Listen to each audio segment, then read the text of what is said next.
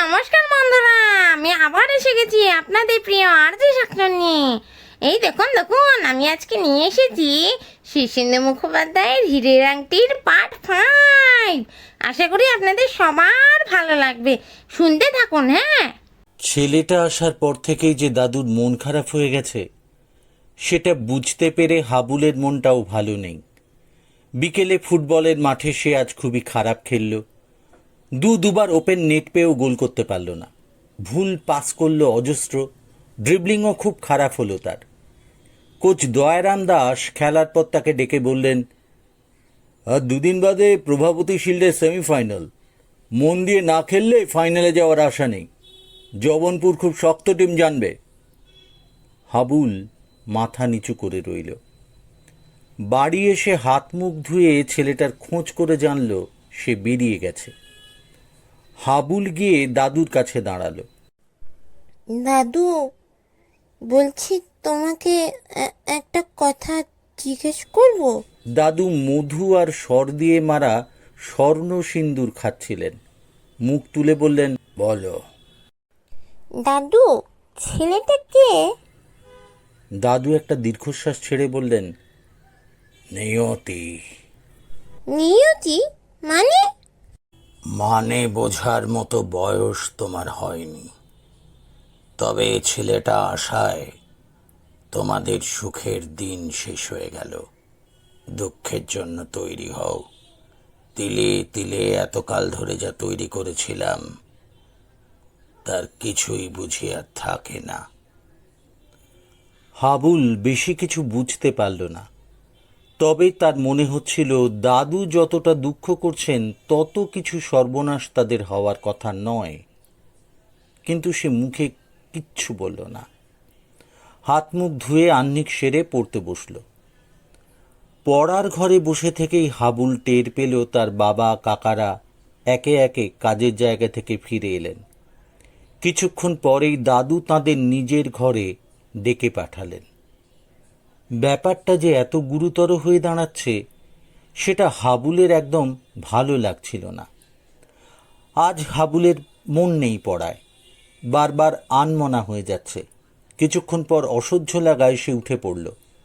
তারপর সোজা গিয়ে ছেলেটার ঘরে হানা দিল। ছেলেটা ফিরেছে এবং একটা মাপবার ফিতে দিয়ে খুব মনোযোগ সহকারে জানলা থেকে খাট অবধি কী সব মাপযোগ করছে। আপনি কি করছেন? ছেলেটা তার দিকে চেয়ে ভারী সুন্দর করে হেসে বললে, রাতের অতিথিদের জন্য তৈরি থাকছি। রাতের অতিথি মানে কি চোর? আমাদের বাড়িতে চোর আসে না, টমি আছে তো। তাছাড়া দাদুকে সবাই এখানে খাতির করে এবং ভয়ও পায়। ছেলেটা মাথা নেড়ে বলল, আমি যদি চোর হতাম তবে এসব বাধা আমার কাছে বাধাই হতো না। হাবুল বিরক্ত হয়ে বলল, কিন্তু আপনি তো আর চোর নন। এখানকার চোরেরা আমাদের বাড়িতে ঢুকবেই না। ছেলেটা মৃদু হেসে বলল, আজ ঢুকতে পারে, এতদিন আসেনি বলেই কি আজ আসবে না? এসো, ভেতরে এসে বসো, আলাপ করি। হাবুল সসংকোচে ভেতরে ঢুকে চেয়ারে বসল। ঘরটা বেশ ঝকঝক করছে এখন। ছেলেটা বিছানায় তার মুখোমুখি হয়ে বসে বলল, তোমার নাম যে হাবুল তা জানি। আমার নাম হলো গন্ধর্ব কুমার। বিচ্ছিরি না? হাবুল হেসে বলল, আরে কিছু না, একটু পুরনো কিন্তু বেশ ভারী। কি আমাদের পরিবারে ভারিক্কি নাম রাখাটাই চল। তুমি আমাকে গেনুদা বলে ডেকো। আমার ডাকনাম গেনু, গন্ধর্বেরই সংক্ষিপ্ত সংস্করণ। ছেলেটাকে হাবুলের বেশ লাগছে, হাসি খুশি আমোদে উচ্ছল।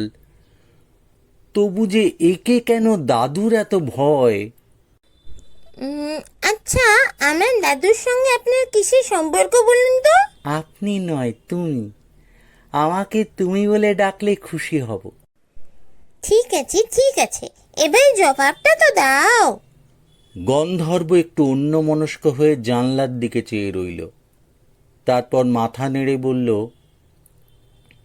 সত্যি বলতে কি, তোমার দাদু যদি নিজে থেকে কিছু না বলেন তাহলে আমারও জানার সাধ্য নেই তাঁর সঙ্গে আমার কিসের সম্পর্ক, বা আমাকে দেখে তিনি এত ঘাবড়েই বা গেছেন কেন। আপনি নিজে কিছু জানেন না? গন্ধর্ব মাথা নেড়ে বলল, তেমন বিশেষ কিছু নয়, তবে এটুকু জানি সাঁওতাল পরগনায় আমাদের কিছু জমি জমা ছিল, আর ছিল মস্ত এক কারবার। এখন আর কিছুই নেই। আমি কপর্দক শূন্য। আমার কিছু শত্রু আছে। সেই সব নানা কারণেই আমাকে দেশ ছাড়তে হয়েছে। শুধু দাদুর মৃত্যু পর্যন্ত অপেক্ষা করছিলাম, তারপরেই বেরিয়ে পড়ি। আচ্ছা, একটা কথা বলো তো, তোমার দাদু কি আমার দাদুর বন্ধু? তা তোমার দাদুই বলতে পারবেন, আমি কিছুই জানি না। তবে আমার দাদু মারা যাওয়ার আগে আমায় বলে গিয়েছিলেন যে অবশ্যই রতন বাড়ুজ্যের সঙ্গে যেন দেখা করি, সেই জন্যেই আসা। বুঝলাম। তা তোমার বাড়িতে আর কে কে আছে? গন্ধর্ব মাথা নেড়ে মলিন একটু হাসল, তারপর বলল, কেউ নেই। বছর 10 আগে আমাদের বাড়িতে একদল লোক চড়াও হয়ে সবাইকে মেরে ফেলে। শুধু দাদু কোনো ক্রমে আমাকে নিয়ে পালিয়ে বাঁচেন। তারপর থেকে আমি আর দাদু কেবল জঙ্গলে জঙ্গলে ঘুরেছি, গাঁগঞ্জে মজুর খেটেছি, ভিক্ষে করেছি। বাড়িতে ফিরে যাওয়ার উপায় ছিল না। কেন? কেন উপায় ছিল না কেন? কিছু লোক আমাদের ভয়ঙ্কর শত্রু, তারা এখনো সেখানে অপেক্ষা করে আছে। ফিরে গেলেই তাদের হাতে মরতে হবে। আমি দাদুকে প্রায়ই বলতাম, চলো দাদু, অন্য কোথাও গিয়ে নতুন করে জীবন শুরু করি। কিন্তু দাদু সে কথায় আমল দিতেন না। দাদুর খুব ইচ্ছে ছিল নিজেদের বিষয় সম্পত্তি আবার উদ্ধার করবে, কিন্তু সেটা বোধহয় আর সম্ভব নয়। গন্ধর্বের কথা শুনে হাবুলের খুব কষ্ট হচ্ছিল, চোখ ছলছল করছিল তার। সে বলল, আহারে, তুমি খুব কষ্ট করেছো গো গেনুদা। কষ্ট বলে কষ্ট, সাংঘাতিক কষ্ট। প্রত্যেকটা দিন ছিল বেঁচে থাকার লড়াই। তবে সে জীবনেরও একটা আনন্দ আছে জানো। শিকার করে বা বনের ফল পাকুড় পেড়ে আমাদের খাওয়া চলতো। গাছের ডালে বা মাটিতে শুয়ে কত রাত কেটে গেছে, সে জীবন কীরকম তা তুমি ভাবতেও পারবে না। ভিক্ষে করতে যখন লোকালয়ে আসতাম তখন কষ্ট হতো সবচেয়ে বেশি। আমাদের একসময় রাজার মতো সম্মান ছিল, তাই হাত পাততে ভীষণ লজ্জা করত। কিন্তু বেঁচে থাকলে তো সবই করতে হয়। আবার এরকম কষ্ট করে করে আমিও শিখেছি অনেক। হাবুল সম্মোহিতের মতো একদৃষ্টে গন্ধর্বের মুখের দিকে চেয়েছিল। কি সুন্দর মুখ, কি সরল চোখের দৃষ্টি। এই লোকটাকে দাদু কেন ভয় পাচ্ছে তা কিছুতেই তার মাথায় ঢুকছিল না। ভয় নয়, গন্ধর্বকে দেখে মায়া হওয়াই তো স্বাভাবিক। গন্ধর্ব অন্যমনস্কের মতো জানলার বাইরে অন্ধকারের দিকে চেয়েছিল। হাবুলের গলা ধরে আসছিল, অস্ফুট গলায় বলল, আচ্ছা, একটা কাজ করো না, আমাদের কাছে থাকো না গেনুদা। তোমার কোনো কষ্ট হবে না। আমার তো দাদা নেই, তোমাকে দাদা বলে ডাকবো। গন্ধর্ব একটু অবাক হয়ে হাবুলের দিকে চাইল, তারপর সুন্দর করে হেসে বলল, আমাকে তো তুমি ভালো করে চেনো না এখনো। হাবুল জোরের সঙ্গে বলল, আমি জানি তুমি ভালো ছেলে। গন্ধর্ব মাথা নেড়ে বলল, আমার তো কেউ নেই, তাই তোমাদের মতো একটা পরিবারে নিজের জনের মতো থাকতে পারলে ভালোই হতো, কিন্তু তা হওয়ার নয়। কেন গো গেনুদা, কেন নয়? আমার অনেক কাজ বাকি পড়ে আছে যে, পরে শুনবে। হাবুল উঠল, বলল, আচ্ছা, আমি এবারে পড়তে বসতে যাচ্ছি, কালকে তোমার গল্প শুনবো, ঠিক আছে? গন্ধর্ব হ্যাঁ বা না কিছু বলল না, একটু হাসল মাত্র। পড়ায় একদম মন লাগছিল না হাবুলের। দাদুর ঘরে বন্ধ দরজার পেছনে কি নিয়ে কথা হচ্ছে তা বারবার আন্দাজ করার চেষ্টা করছিল সে। অবশেষে রাত 10টা নাগাদ দরজা খুলে সকলে বেরিয়ে এলো, প্রত্যেকের মুখ গম্ভীর এবং থমথমে। চুপচাপ যে যার ঘরে চলে গেল। রাতে সকলেই একসঙ্গে খেতে বসলো বটে, কিন্তু কেউ কারো সঙ্গে ভালো করে কথা বলছিল না। গন্ধর্বকে শুধু ভদ্রতাসূচক দু একটা কথা বলা হলো। খাওয়ার পর হাবুলের ছোট কাকা বীরু হাবুলের ঘরে এসে ঢুকল। বিছানায় শুয়ে পায়ের ওপর পা তুলে হাঁটু নাচাতে নাচাতে বলল, সব শুনেছিস? ছোট কাকা যেমন সাহসী তেমনি আমুদে। ছোট কাকাকে হাবুল খুব ভালোবাসে। সে বললে, কিছু শুনিনি তেমন। কি হয়েছে গো ছোটকা? কেস খুব খারাপ। আমাদের যা কিছু সম্পত্তি টম্পত্তি আছে সব নাকি ওই ছোকরার। বাবাকে নাকি ওর দাদু মেলা বিষয় সম্পত্তি দিয়েছিলেন।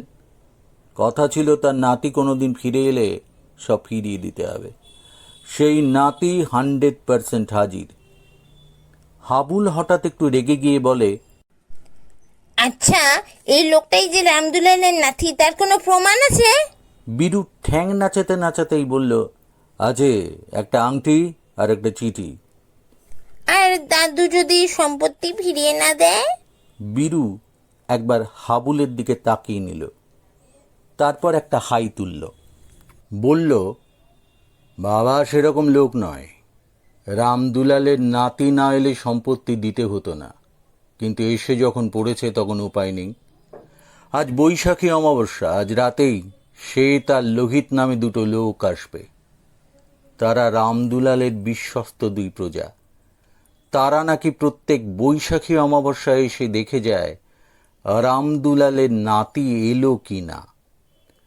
আমি অবশ্য কোনোদিন সে তার লোহিতকে দেখিনি। তুই দেখেছিস? হাবুল ভুরু কুঁচকে একটু ভাবল, তারপর বলল, দেখেছি, দুজনে ঠিক একরকম দেখতে, খুব স্ট্রং চেহারা, তবে বুড়ো। একজন ফর্সা, একজন কালো। তাহলে ঠিকই দেখেছিস। তারা যমজ ভাই। তাদের উপর হুকুম রয়েছে, সম্পত্তি ফিরিয়ে দেওয়া না হলে তারা বাবাকে খুন করবে। ইস, খুন করা অত সোজা? হাবুল ফোঁস করে উঠল। বীরু ঠ্যাং নাচানো বন্ধ করে বলল, খুন করা যে সোজা নয় তা ওরাও জানে, আমরাও জানি। ওরা এও জানে যে খুন করবার দরকারও হবে না, বাবা সবই ফিরিয়ে দেবে। তবে সে তার লোহিতকে আন্ডার এস্টিমেট করাও ঠিক নয়। তারা একসময় রামদুলালের লেঠেল ছিল। হাবুল হঠাৎ কাকার দিকে তাকিয়ে বলল, আমি না দুই ঘুষিতেই দুজনকে। থাক থাক, আর বিরক্তে কাজ নেই। সম্পত্তি যখন ফিরিয়ে দেওয়া হচ্ছে তখন আর চিন্তা কি? তাহলে সবাই এত চিন্তা করছে কেন? বীরু ঠ্যাং নাচাতে নাচাতে ছাদের দিকে চেয়ে কি ভাবছিল। একটা শ্বাস ফেলে বলল, ভাববার কারণ আছে। কি কারণ? বাবার কাছে রামদুলালের একটা আংটি ছিল, দামি হীরের আংটি, 1.5-2 লাখ টাকার দাম। ঠিক আংটি বললেও ভুল হবে, ওটা একটা রাজকীয় অভিজ্ঞান। গন্ধর্বের আঙুলেও ঠিক ওই রকম একটা আছে। প্রতিবার বাবাকে সে তার লোহিত এলে সেই আংটি দেখাতে হয়। গতবারও দেখিয়েছে। আজ বৈশাখী অমাবস্যা বলে দুপুরবেলা নাকি আংটিটা বের করতে গিয়েছিল বাবা, দেখে আংটি চুরি গেছে। তো বন্ধুরা, আশা করি আপনাদের এই পর্বটা ভালো লেগেছে। যদি ভালো লেগে থাকে তাহলে লাইক করবেন, শেয়ার করবেন আর সাবস্ক্রাইব করবেন।